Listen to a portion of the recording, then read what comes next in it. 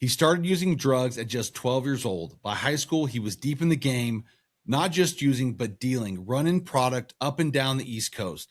And when it all caught up with him one day at school, he walked out facing enough charges to put him away for decades. That all changed in one single moment when he encountered Jesus.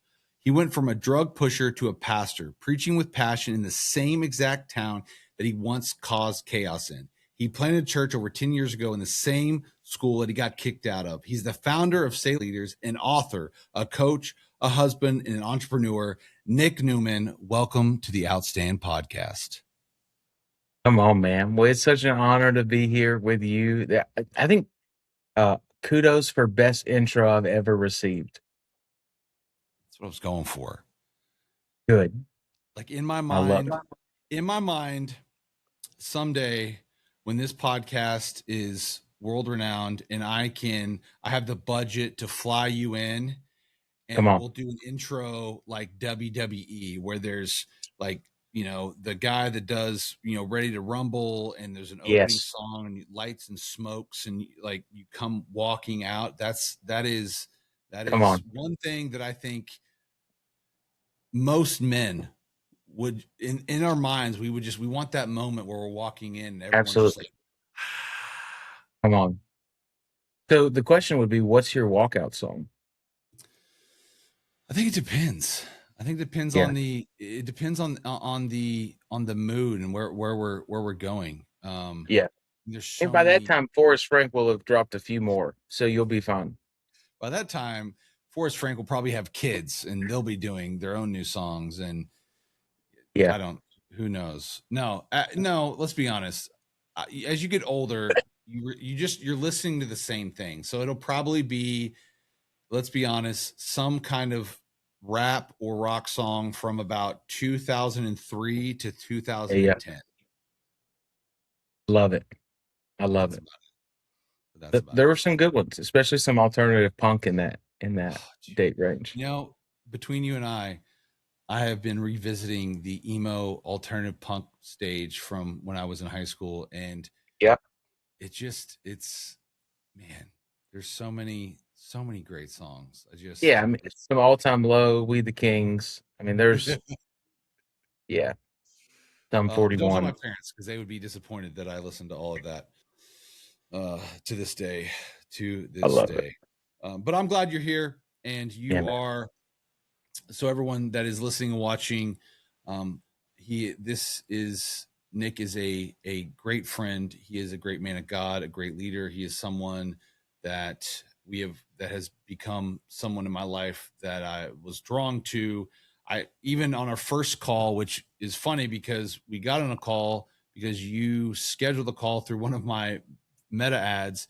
And I remember because you were sitting in a coffee shop, and I think before, like within the first, I don't know, 10 or 20 minutes, I said, "Hey, listen, man, I don't know if we never work together, that's totally fine. But I just want to let you know that whether you like it or not, we're going to be friends." And we've been friends since then. It's probably been a couple, 2 or 3 years now. I think it's been 3, because we went out to Texas later that year and had a good time out there. And that was a couple years ago. That's crazy. And you are someone that's wise beyond your years, and someone that just, you've, I don't know what it is. It's definitely something more than just, I like you, you're cool, whatever, but you've got something special about you and who you are. And every time that we talk, that we hang out, I learn something new from you, about you. It's always, you're just like the most beautiful onion. Every time I get around you, we're just peeling it back, and there's some crazy thing. I'm like, what else is this guy doing? And so I'm glad to have you here. And so obviously not everyone listening or watching is going to know who you are. So I just kind of want to, we'll kind of give some context, lay the foundation before we go anywhere else. Today, kind of just give everybody, who is Nick Newman? What makes up your world, your life? Kind of just as short as you can. Just give us a little brief about the man and the myth. Yeah. I mean, man, you did a great job of kind of summing up my pre-Jesus. So Mhm. before I gave my life to Christ, was addicted to drugs, had gotten kicked out of high school for drug possession, and had a list of drug charges. I like to say it was as long as a CVS receipt. And man, met Jesus, and the day I got saved, I had the opportunity to lead my first Bible study, and the the ability to sit down. I was sitting down, and it wasn't long after giving my life to Jesus where I sat down, I opened up scripture, and I started talking about the cost of discipleship. And as I was speaking, I knew I have no idea how I know the stuff that I'm saying right now.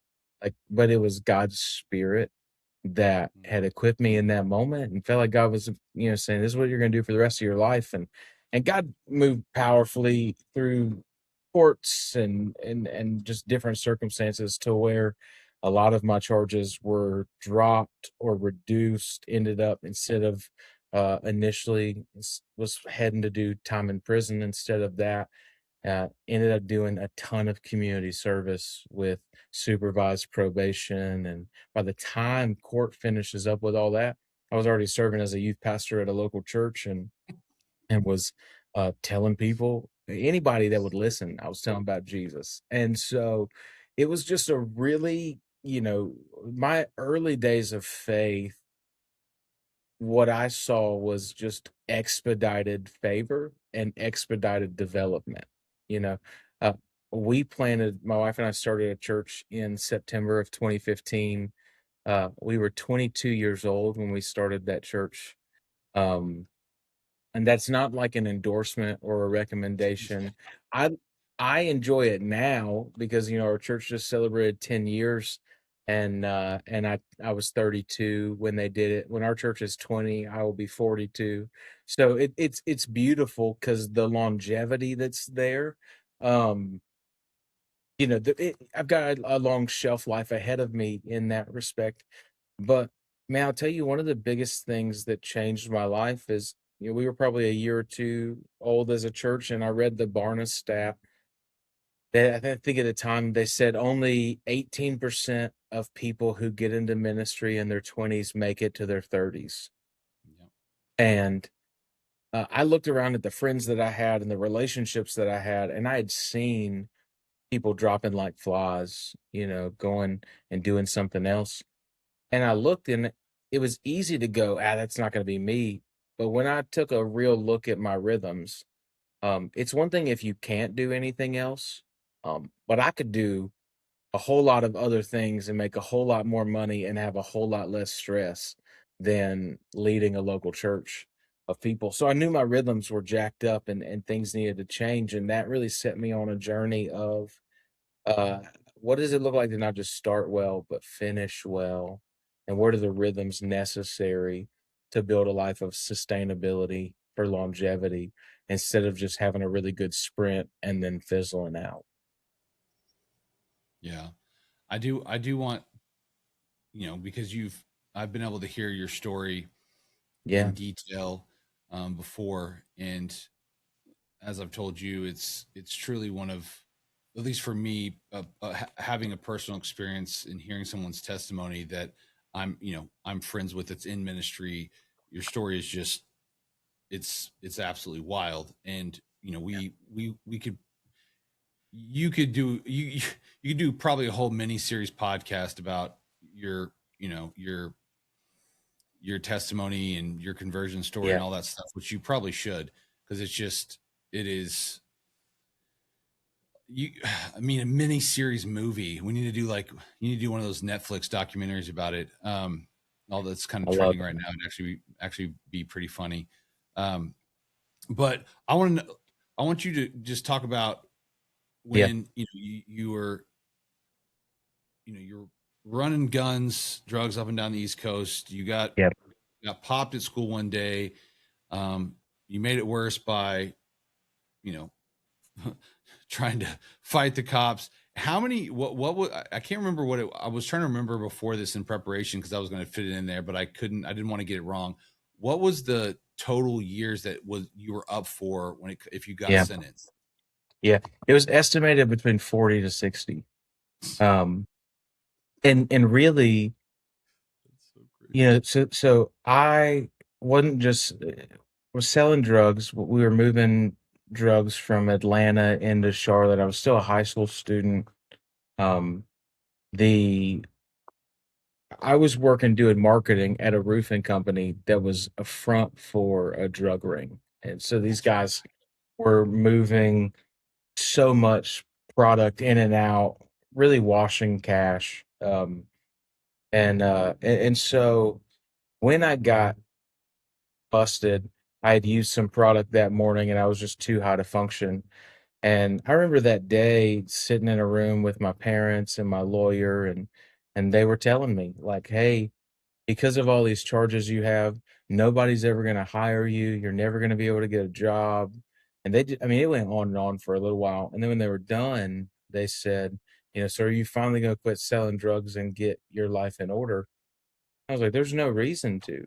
You just told me nobody's going to give me a job." And at 18 years old, I was making well over six figures. I could make 60K in a weekend running drugs. And so I'm not going to flip burgers for the rest of my life. So I've learned that it's really important to be intentional with your words in moments of crisis.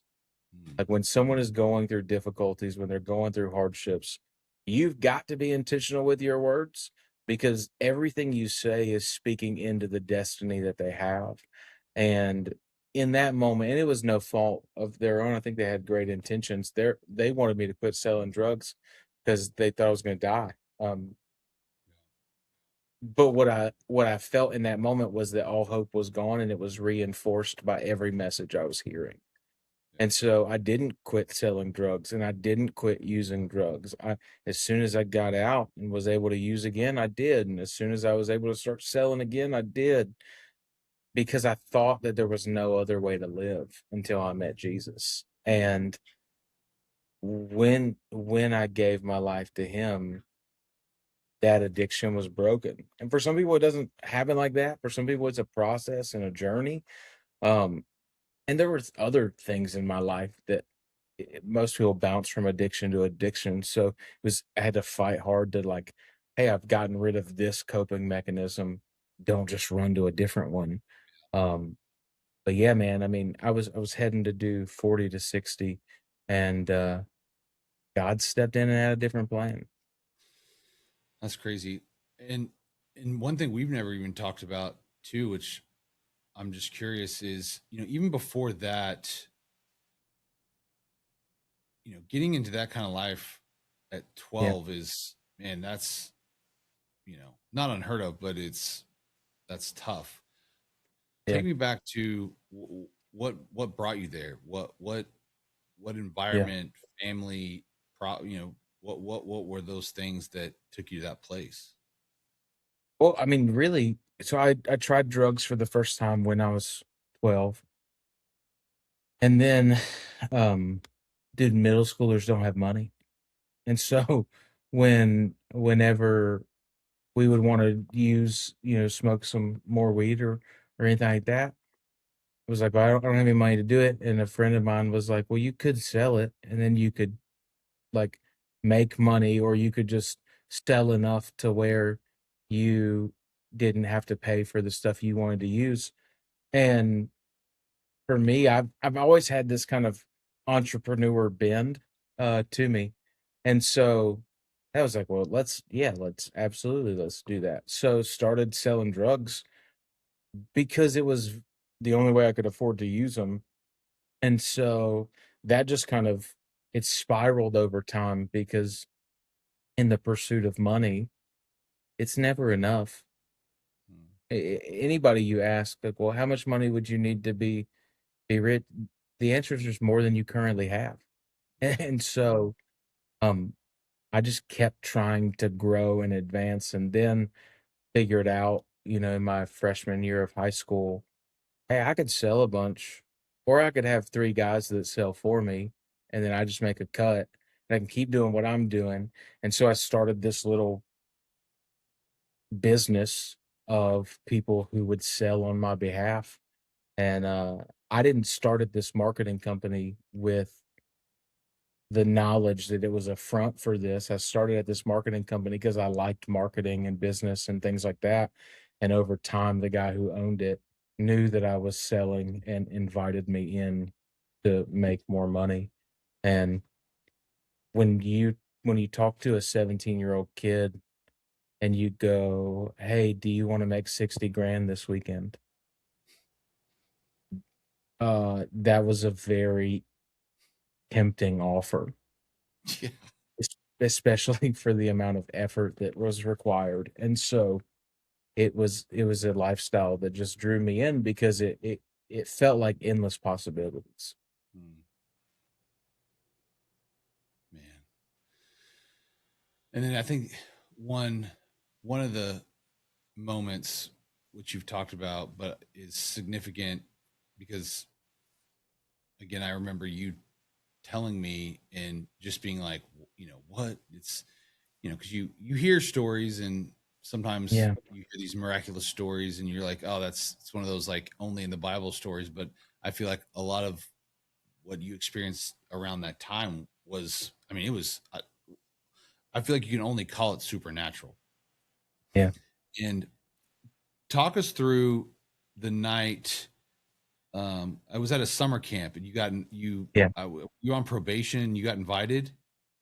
Yeah, so, I mean, it was right before sentencing, and I get invited out to this camp. It was, out Caswell, North Carolina. I think it's called Camp Caswell, maybe Fort Caswell. It's one of those in North Carolina, out by the Exactly. coast.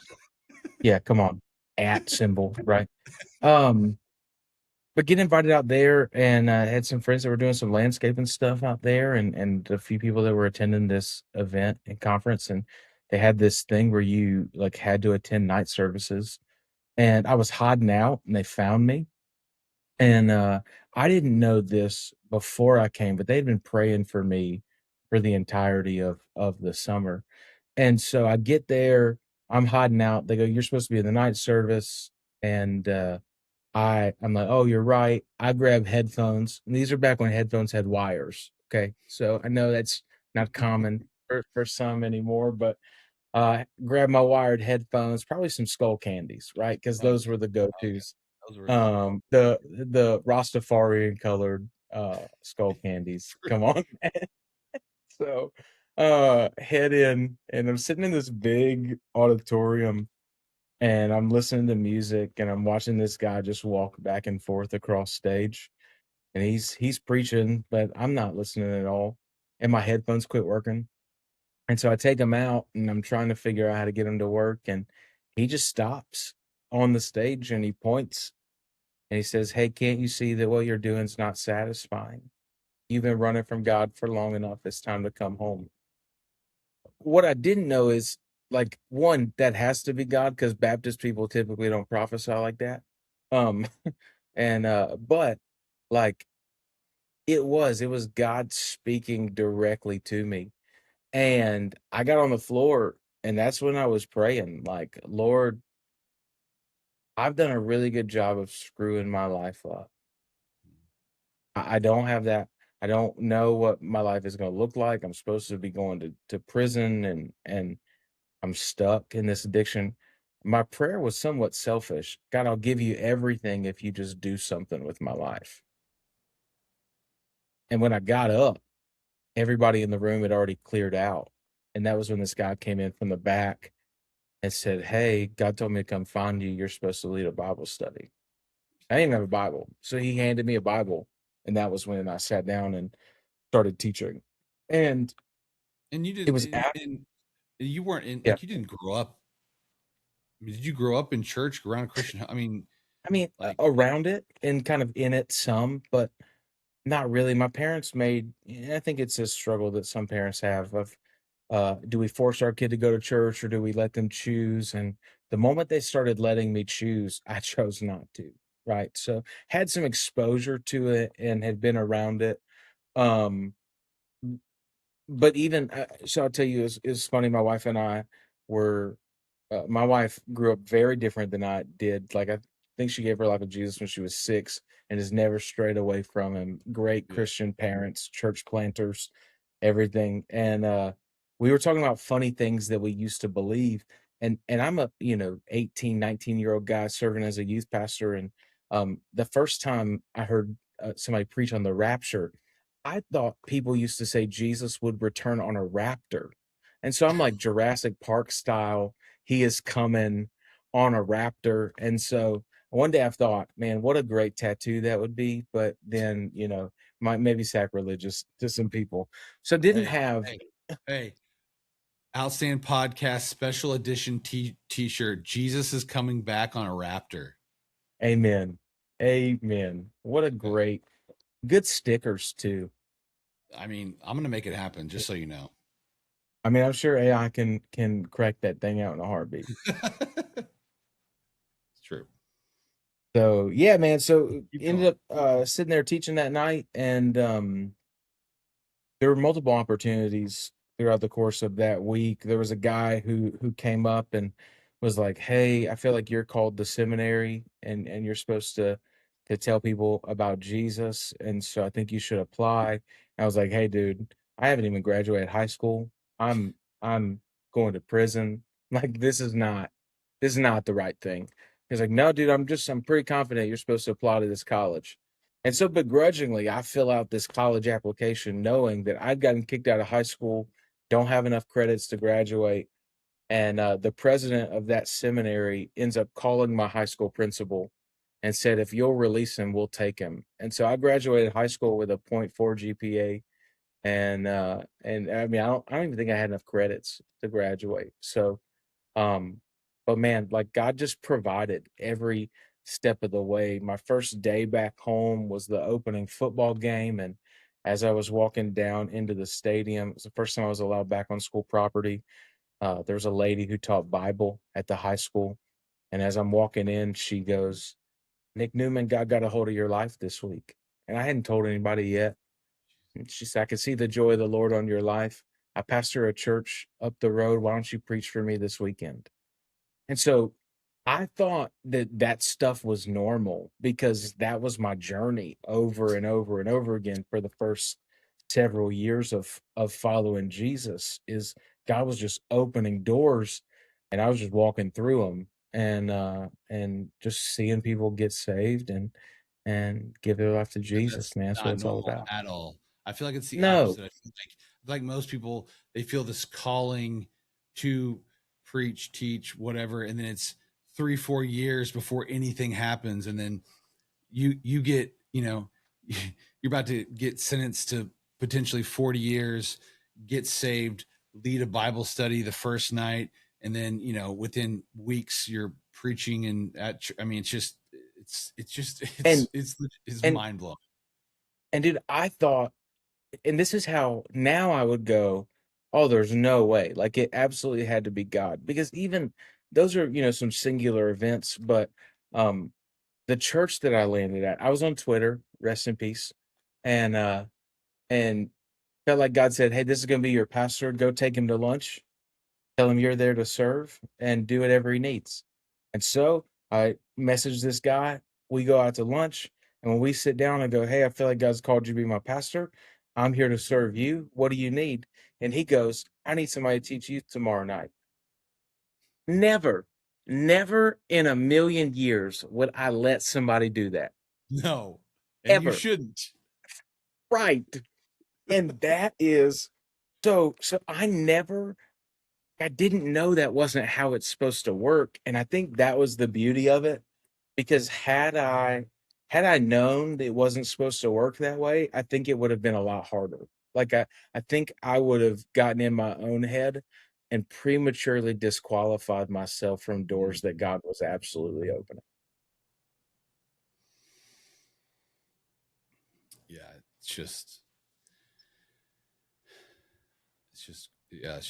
just crazy. And I asked you that, I asked that question earlier so people could understand that, one, a lot of the stuff that did happen to you is only by God's supernatural grace, and the Yeah. fact that you know I mean, the Bible tells us pretty clearly that, if someone's getting saved, we shouldn't just be handing them Bibles, letting them lead small groups and preaching to youth services. That's Right. like, however, however, Yeah. your story is filled with just, I don't know what what would you could really just call them exceptions to the rules almost like. Yeah. Yeah. And it is, I think that's why, in church leadership and stuff like that, policies are great, but you're still dealing with people. Yeah. Like everything, we can't be so rigid that we're not open to the leading of the Holy Spirit. Because I say I would never sit down with somebody and let them teach youth the next night. But if I sat down and God said, let them teach youth the next night, okay, we're going to run a background check real fast. I mean, but I wouldn't, I mean, depending on You your wouldn't policy, pass it. I wouldn't have passed, you know? Like that's That what's, was our yeah. joke for probably the first, 'cause, now things have been expunged, I've gotten stuff off my record and things like that, but, for the first years of our church, whenever we would tell people, like, "Hey, we background for kids ministry, student ministry, just so you know, it's not personal. Because of my drug charges, I can't even serve in our kids area." And, so God. it Oh, yeah, that's pretty funny. man. Uh, oh, that's actually really funny. Oh my gosh. Um, and I want to ask you now Yeah, this, because there is so many unique things to your story, God stories, you know, all of the above. But I'm interested to know, because you have a lot on your plate, and I think God's obviously gifted you to be able to carry, to lead at a different level. But I wanted to ask you, what drives you? Like, what do you feel? Is it, you know is it your makeup? Is it because you're one of those guys that I meet and I hear, and I'm I'm encouraged, because a part of me is, I like doing multiple things, but then yeah. you're one of those guys that you're there's always something going on. Um, and I'm just curious to know, like, what drives you, and how do you feel like God redeemed what was to what is now and what you're doing? Yeah. Uh, because you were with me back in March, we host some getaways and events, and I shared it there. But I've been fascinated by this thought of, for some reason, God picked me. Like, I don't know why he picked me to lead our church, but he knew when he did it, and he knew what he was getting when he made me and wired me. And the way God picks people is never based on what they bring to the table. You won't I love spiritual gifts assessments. I love trying to help people figure out how they're wired and designed. Outside of Jesus, you don't find a single person in the Bible that God picks based on the giftings that they already have. He's always supernaturally equipping them to do whatever he's called them to do, but he knows their wiring before he ever chose them. And God has wired me to be a builder, an architect, to be somebody who helps get things off the ground. If you need somebody that's going to cross things over the finish line, I'm the wrong person for you. But if you want to help start something, if you want to to to do new things, I Yeah. feel like that's what I'm built for. And so over the years, the really beautiful thing that we've been on a journey of figuring out in our church and just with my life is, how do I leverage the thing that God's wired me and built me to do, which is to create and to dream and to build. And so you've got to surround yourself with the right people, and you've got to build a great team, and you've got to value the gifts of the people that are very different. My wife and I are polar opposite people, Yeah. but we're also partnered together for a reason. and there's beauty in that. And I think, man, what drives and motivates me is I love God when God gives you a dream or he gives you a vision, and then he gives you the opportunity to start doing something with it. And I've seen over the years, whether it was starting, graphic design business, or starting the church, or starting the other nonprofit, Selah Leaders, and the plethora of things in between, a barbecue spice company, and everything else, like Yeah. fly fishing, praise God. Um, This is maybe a little off topic, but yeah, we've never actually talked about this. I think having been in both ministry marketplace as you have, I think a lot of times you'll hear you'll hear people preach about, hey, to businessmen or women, you need to, that is your ministry, you need to bring God into your business, into your work.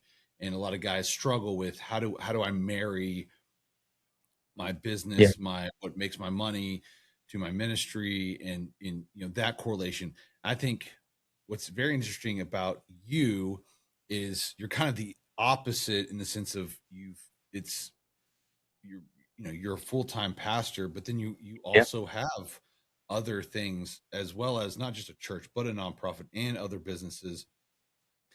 Like, how do you manage that, and what would you say to maybe a pastor who feels not that they're dissatisfied with where they're at Mhm. with their pastoring, but hey, I've got some other things that I would like to do, or start, ministry, business, book. Yeah. How do you manage that? What would you say to that person? I think that God uses things outside of your purpose to fund your purpose. Mm, And that is what ministry alone has never been like a funding agent for my wife and I. Like, uh, I don't know of anybody, and I know, there's probably some people out there who, like mega church pastors get a bad rep of like they're in it for the money. They're not. They could probably make more money doing something else. But there are very few people who make six figures doing ministry, and it's just not that common. And so for me, I could sit at home and complain about my financial situation and go, God, I just wish you would bless me more. But what if the way he blesses you is by you using what he already gave you? And, yeah, like, what if the way he blesses you is by leveraging what's already in the house? And for me, starting stuff, figuring out creative ways to make money, whether it's through business coaching and consulting, or, um, and I found with coaching and consulting, the greatest gift you give to people will always be free, and the financial stuff happens down the road. You and I have sat on many phone calls and many, you know, on in Texas, we were together and we talked and about, hot tubs. we were in a hot tub in Texas, and we talked through like, hey, you shared with me, here's a dream that I've got on my heart, and I got the opportunity to speak into it. Man, that's such a gift. And what I've seen over the years is that every time I focus on just building God's kingdom, He'll bless my castle. But Yeah, sometimes the blessing of the castle comes through me leveraging what I've already been given. We were looking years ago for a creative Father's Day gift, and I was already making my own barbecue rub. And so we said, you know what? What if I got a co-packer, and what if we did this as a Father's Day gift? It was great. But then people ran out of spices and they were like, where can I order more? Okay, looks like God opened a door. And yeah, now, I think this year there were 14, 15 churches that used those seasonings as their Father's Day gifts. And we were shipping seasonings all around, getting them into the right hands of people. And we've done some bigger contracts for people with bulk seasoning and stuff like that. And I didn't ever intend to start a barbecue spice side Yeah. hustle. I just leveraged what God already gave me, and then He's used it to fund other stuff on my heart. Yeah. And this is something that is more of, you know, personal quiet time and just reading, but I was reading through, you know, in the Old Testament, it talks about Solomon. You know, obviously he's building the temple for God, but I think a lot of times what people read over is while he was also building the temple for God, he was building his own house. He was building a Yeah, house for God, but he was also building his own house. And I think, and you can disagree with me. I want to get your thoughts on this, but I think a lot of times in my experience with ministry is that we do feel called and are called to build God's house, to build his church, to be his church. And we sacrifice everything. And then it's almost as if it's selfish or we feel guilty about, well, you know, about building our own house. yeah, And, and I think it tends to tie people or keep people held back from actually doing some other things that could be just hobbies or passion projects or just even dreaming about, hey, what could happen. yeah. I I think some of that comes from seeing something as like my asset versus God's asset. Mm, Because if everything belongs to Him, I'll have no problem building a bigger house because I'll use it for kingdom purpose. If everything belongs to Him, I'll have no problem getting. When my wife and I, she needed a new car. We were debating on which one. I wanted to go with something smaller. She wanted to go with something bigger. We landed in a Kia Carnival. It's called an MPV, a multi-purpose vehicle. And I was like, why in the world do we need that? And she said, well, if I take the seats out, it basically becomes a box truck. So we can, all the ministry stuff that we do, we can use it to haul stuff in and out. Uh, That told me right there, here's where her heart's at. She's not just trying to get a bigger car, she's trying to get something we can use for kingdom impact. wow. So let's invest in that. Let's go get it. Let's do the thing because everything we have belongs to Him. I didn't feel bad the first time I spent money on new fly fishing equipment or a boat and all that because I've had the opportunity to lead multiple fly fishing guides to Jesus over the last Yeah. couple years. Yeah. And I think you're right. Either we go, oh, I'm just building his, and then mine gets neglected. But the other side of that is, I think what happens is sometimes we make sacrifices that God's never called us to, Mm, and then we look at Him as if He's entitled to bless something He never instructed.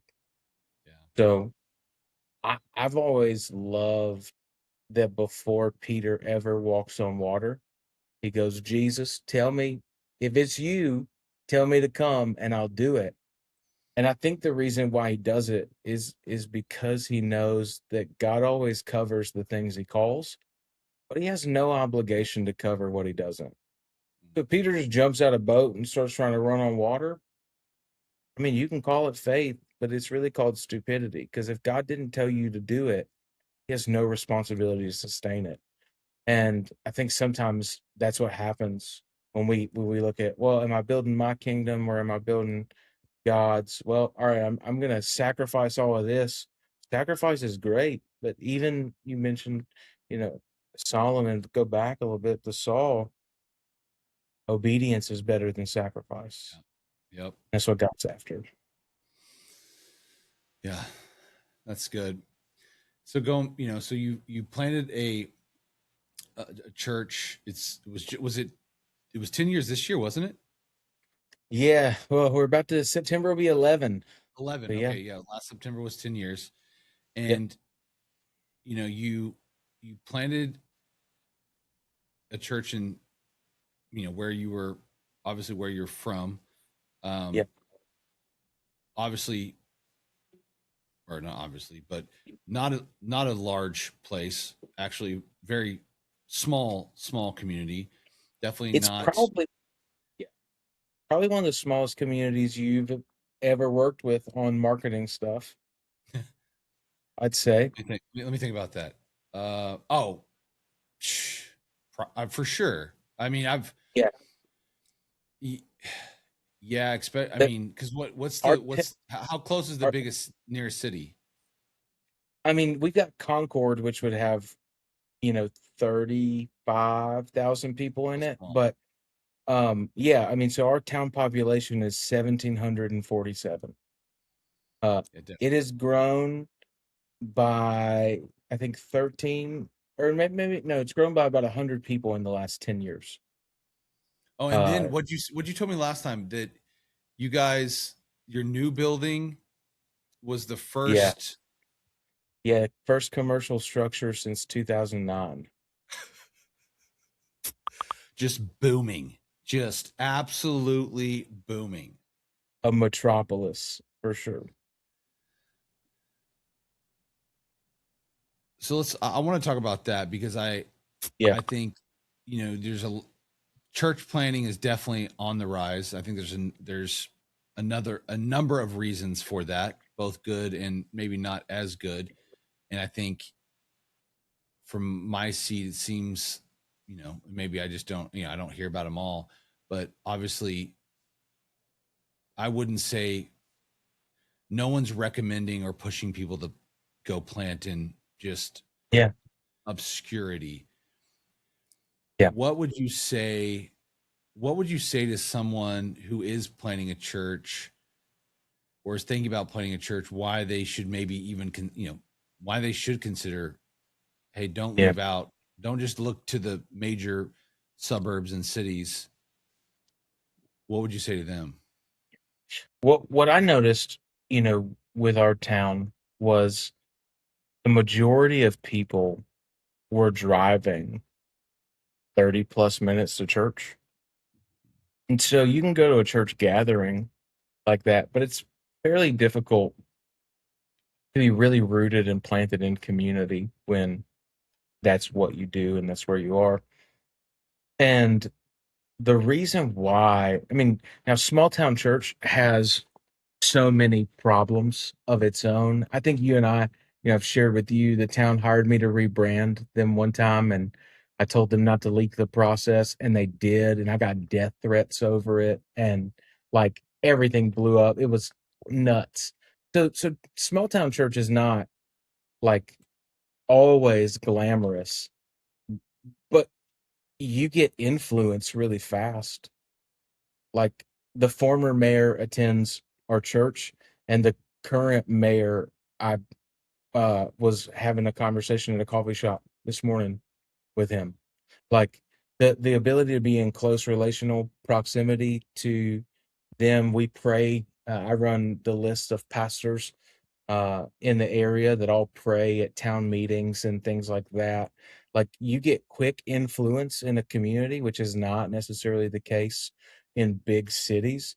You also have the ability to really make a difference and a kingdom impact beyond just singular neighborhoods. And it's not that I like big cities, but realistically, like right now on a Sunday, we're gonna see 15% of our community in a church gathering, maybe 20, depending on Easter, Christmas, even more than that. Football So games, holidays. yeah, I mean, you get to do there's sporting events and there's all kinds of stuff that give you the ability to actually reach those people really well. You just have to be way more intentional with how you market and how you do marketing and how you reach out. Um, because just doing I think my biggest concern for people who go to plant in small towns is they're trying to just copy paste what worked in big cities, and it doesn't transfer. I mean, even when we did our ARC training years ago, I had the chance to do a breakout session for them at the last ARC conference on small town church. But it was because when we did our church planners training, they were talking about, hey, you need to send out a 10,000 piece mailer. And it was like our town has 600 homes, Yeah. 642 to be exact. Where do 10,000 pieces of mail even go? And so we don't do big mailers. We typically we buy 20,000 mailers a year, and then we do every door direct mail, and we target postal routes, and we look at, hey, here are the postal routes we're going to target, and we're going to watch for the next 3 weeks to see if anybody came, and then we're going to move to this next section, and we kind of do some different things like that. But you got to get creative and strategic. What do you what do you feel like is the biggest myth or lie when it comes to planting or having a church in a small town? Uh, that population size is somehow connected to attendance size as well. Like, oh, you can't go. What we heard is, well, you can't go plant a church in a small town because you only reach 20 people. And it's like, well, over the last 10 years, we've had the chance to see over 1,200 decisions and baptize over 400 people. Like, I there's still people who need to get saved. And the crazy thing is, there's still people who are in the area that somehow don't even know about us. I don't know how that works or how that happens, but, it does. I mean, I met, I guess it was about a year ago. There was a younger family that came in, and they're loving it, and they were like, "You guys are like the best kept secret." I said, "The problem is we don't wanna be a secret." "What are you talking about?" So, it's just small town, man. It's different. But I think a lot of times the myth is, in order for you to make a real impact, you gotta have a big population. Um, but I actually think that we need more churches who would be willing to say, and I've had to wrestle with this. I feel like I could lead a larger church in a bigger city. For sure. Like I've had to wrestle. Now I don't know that I could do that and do all the other things that I Yeah. enjoy and love doing. So God's strategic in that. Um, but I've had to wrestle with over the years, like, Lord, if this is my portion, I'm good with that. Like, because I know it's making a difference in these people's lives, and I'm watching them experience life change. Yeah. Well, then of course, and that's there's so many things that I thought of because it's the fact that you're in such a isolated community and there's people that still don't know about your church, and I know what you do, and you Yeah. do you don't just do, like, you guys are doing a lot of things both digitally and serving and guerrilla marketing, and I mean, just you're doing all those things, which it just makes me laugh because then I think about the churches that are in bigger, larger areas, and it's like no one knows. Very, very, very few people know your church exists. Yeah. Like, if a church, if Nick's church is that's been there 10 years and they are very, I would say, I would use the word aggressive in a positive way, Yeah. that there's people in their town of less than 2,000 are, you guys are the best kept secret. It's there's so much I more was so that, frustrated by that statement. I'm not trying to be yeah, bitter about it. I was like, no, hey, I mean, I but mean, it it also just just shows you, proves the man, point. like, what I took a step back from it and went, "Hey, maybe we're trying to reach people with a message they don't care about." Yeah. Like, that's the other side of it, is we have a world that, like, just to some degree doesn't care. If they don't feel like it's directly benefiting them or impacting their life, they do not care about it. And I do think what churches can get better at is building resources and tools that do more than just get you in on a Sunday morning. But how do you read scripture with your kids? How do you learn and study more about the Bible? Like, put the resources together that actually, do the thing they were called to do of making disciples. Um, because there are people who, and that, for me, Chandler, that's one of the reasons why I started writing books, and I started taking the stuff we were already doing and going, how do we put a bigger shelf life on it? So every year we were putting together this booklet, a Bible reading plan for 21 days of prayer and doing all that. And it was like, man, if I add 3 pages to it and do a little section opener, we could just publish this thing and then give it away, and it would make a bigger impact and have a longer shelf life. And there are people who have come into our church because they came across that resource and they invested in it, and God spoke to them and spoke to their life. Then they walk through our doors. And when they do that, they're way more connected off the jump. Yeah. It's gosh. Yeah, I totally agree. I think the content, both resources, parents, actual like reading resources and journals, as well as just being more intentional with the opportunity we have with social media and content and YouTube. It's Yeah. it's it it really allows anybody, any pastor, anywhere to, you're just not limited by location or we can only, my church can only be so big. Okay, great. That may be the case, but Yeah. turn the camera on and um, Well, talk about what God's I've doing had in to you. start, and our church isn't that large. I would now it depends on who you talk to. I would Yeah. consider us a small church. But even at our size, like I don't have the ability to be in deep conversation with people for vast amounts of time every single Sunday morning. And so social media is my way of connecting with our people. It's my way of engaging with them. It's my way of letting them into my life and letting them see the same person on stage as they do off. How I treat my wife on social media models for them how to lead theirs. And taking a day off and I've heard before like, "Oh, all that guy does is go fish."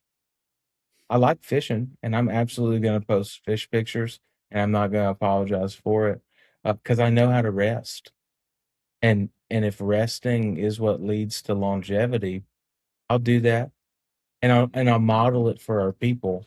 Um, that's where I think most pastors trying with their social media are going, "Well, how do I figure out how to do more?" It's like, or just figure out how to document what you're already doing. Yep. Like, It's good. just let people in on what you're going to meet with the kids team. Cool. Snap a selfie, talk about how great they are, and post it.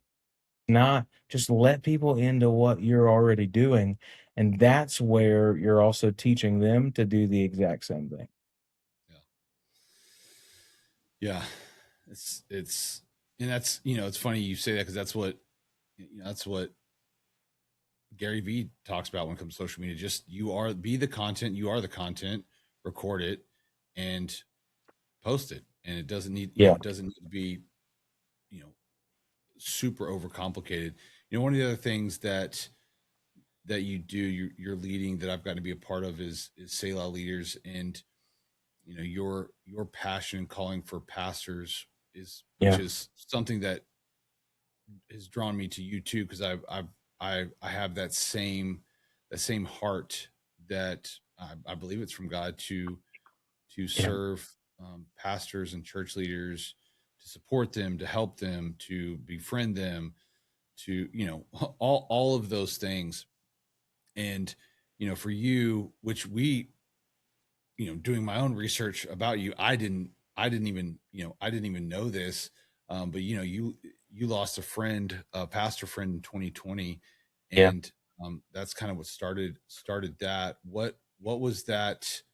Obviously there was losing a friend, a pastor friend, and it was suicide, correct?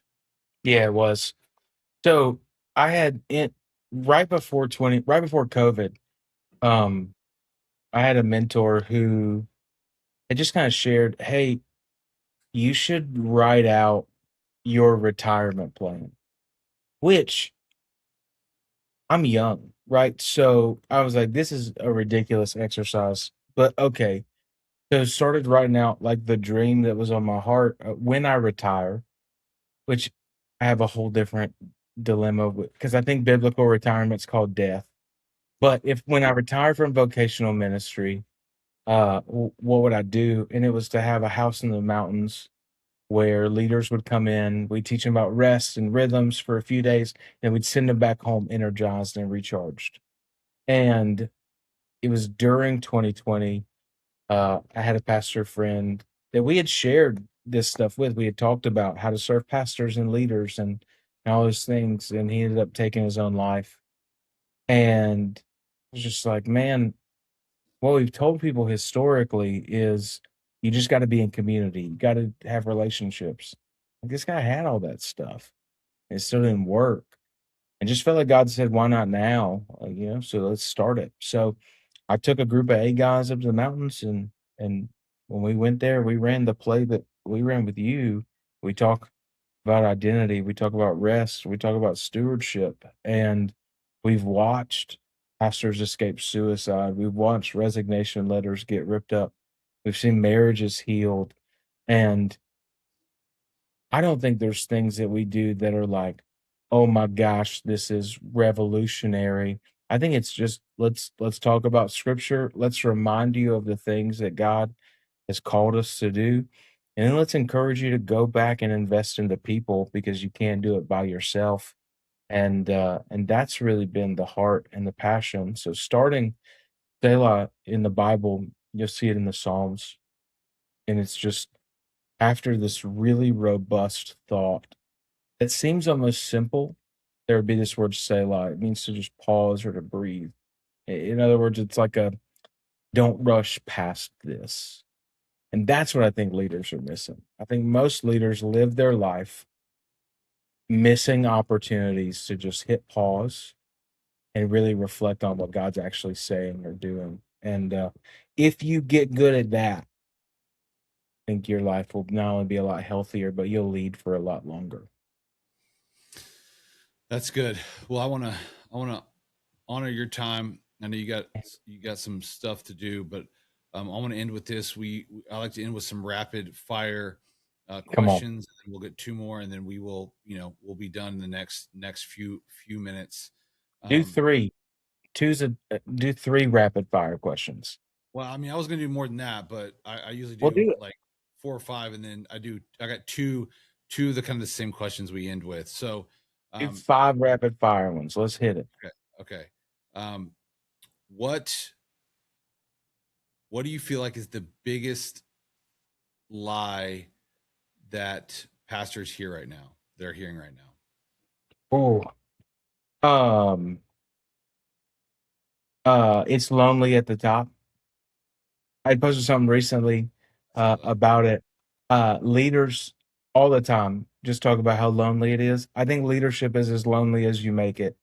Most leaders are lonely because A, they don't leverage the networks or the environments that they get invited to, or B, because they're afraid of being hurt by people. You're always going to get wounded by people. If anybody could have built a team that didn't have people betray or deny or hurt, it would have been Jesus, and he didn't. And so I think a lot of people are lonely because they're unwilling to get hurt. Yeah, that's good. When it comes to culture right now, what's your biggest pet peeve? I hate tipping culture, man. It's gotten so out of hand. I'm like, restaurants where I order my own food and pick it up, what am I tipping you for? Like, what are we doing? Why and why I went to the Starbucks drive-through, not my normal Starbucks, a different one the other day, but went through there, man, and like the tip option started at 35%. I'm like, this is egregious. What are we doing? And I think they just people be trying to get fast ones on you. Tipping culture is gone wild. That that is true. Rest or work, which one is more spiritual? Rest all day, every day. Because the one of the byproducts of the fall, like, is that work is going to not be fulfilling. It's going to be difficult. It's going to be hard, but you will spend your days trying to be satisfied by something that will never satisfy you.